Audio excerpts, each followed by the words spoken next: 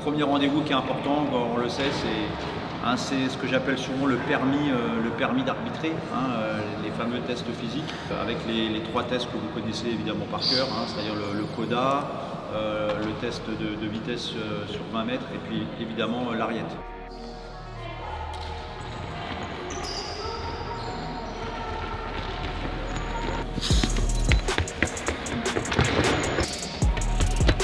Parfait, 10-0-0, suivant.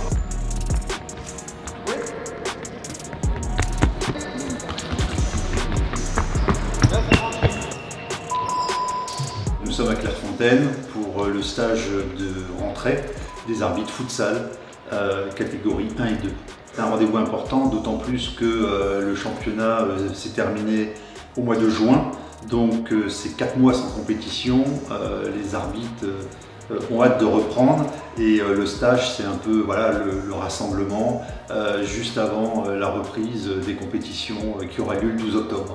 Ouais, toujours un plaisir de venir à Clairefontaine, toujours les étoiles dans les yeux, donc c'est déjà le plus important, prendre beaucoup de plaisir, retrouver les collègues, retrouver le pôle futsal aussi pour apprendre des nouvelles directives, etc. Très excité de commencer cette nouvelle saison dans la division majeure du coup de la discipline et voilà, beaucoup d'excitation. La période a été longue pour qu'on reprenne, donc on a hâte.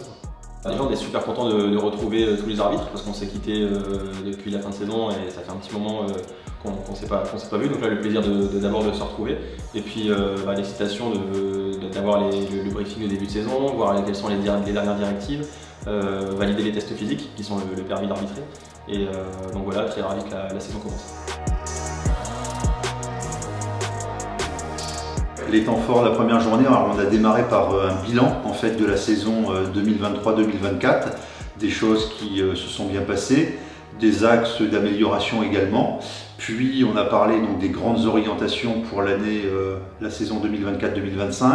Il y a évidemment, c'est aussi le plus important pour les arbitres, les tests physiques, donc ils sont en train de passer, parce que les tests physiques c'est leur permis d'arbitrer.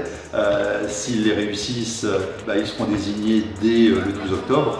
Et si ce n'est pas le cas, malheureusement, voilà, ils devront passer une session de rattrapage. Donc c'est jamais des moments très drôles.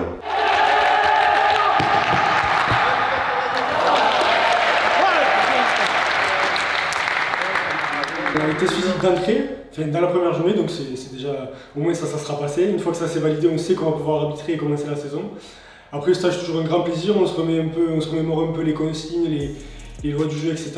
Parce que là, la pause a été longue, donc je pense qu'on en a besoin aussi. Ce sont des arbitres qui s'entraînent 5-6 fois par semaine. Ce sont des arbitres qui sont extrêmement sérieux. Ce sont des arbitres qui vivent la passion du futsal. Et pour eux, donc le stage d'été, c'est vraiment un peu comme la rentrée des classes. C'est le moment où on va se retrouver, le moment où on va partager les différentes choses qui se sont passées entre la fin du championnat et la reprise. Mais c'est aussi un moment sérieux où ils ont envie de montrer qu'ils sont prêts pour reprendre la compétition. Donc c'est plutôt un moment joyeux, sérieux, professionnel, mais encore une fois dans un groupe qui vit et qui vit très bien.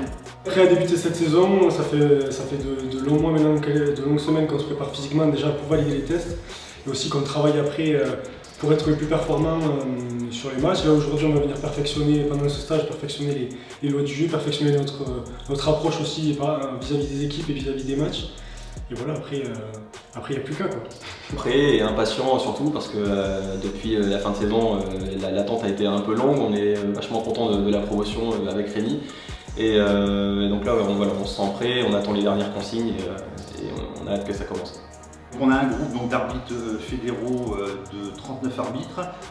Pour le moment, pas encore d'arbitres féminines, mais néanmoins, on a eu 3 candidates cette année qui ont postulé lors de cet examen. On a une candidate qui a été admissible et qui va être vue sur le terrain. Voilà, il faut poursuivre dans cette voie parce que je pense que l'arbitrage futsal, il est aussi destiné à des arbitres féminines. Et voilà, ça ne peut être que complémentaire à ce qui se fait aujourd'hui.